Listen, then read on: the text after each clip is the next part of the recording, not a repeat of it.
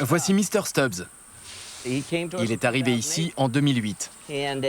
Comme vous pouvez le voir, il s'est fait arracher la queue par un autre alligator. Cela a dû être un terrible traumatisme sur le moment.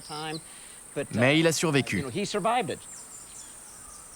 Nous allons lui recréer une queue pour qu'il puisse vivre normalement.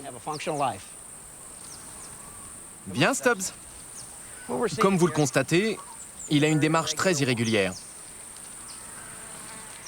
Il se déhanche complètement. Normalement, c'est le poids de la queue qui maintient la colonne droite. Pour un alligator, la queue est probablement l'organe le plus dynamique qui soit avec la mâchoire. C'est ce qui l'équilibre et lui permet de se propulser dans l'eau.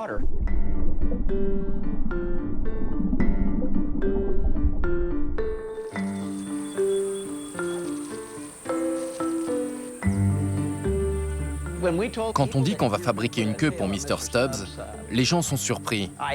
Ils disent qu'ils n'ont jamais entendu une chose pareille.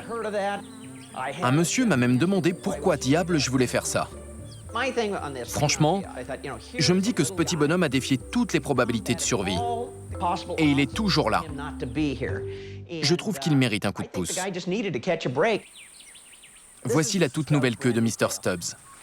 La prothèse va être dans le prolongement du corps. Le corset est en néoprène, comme les combinaisons de plongée. Il est rembourré avec du caoutchouc. Il y a tout un système d'attache ajustable. Et là, il y a son moignon, à la naissance de la queue. Quand il va activer son bassin, sa nouvelle queue va se comporter exactement comme une queue normale. Quand on lui a posé sa prothèse, c'était comme s'il l'avait depuis toujours. C'est bien. Allez. Tu te débrouilles comme un chef, mon grand. On s'attendait à ce qu'il essaie de l'enlever ou de l'attraper en se demandant ce que c'était. Mais il s'est levé et il a marché en s'équilibrant avec sa nouvelle queue comme n'importe quel alligator. Il marchait tout à fait normalement. Il est passé d'une démarche en zigzag à une démarche droite, avec la colonne bien alignée. C'était la première fois que je le voyais comme ça en 8 ans.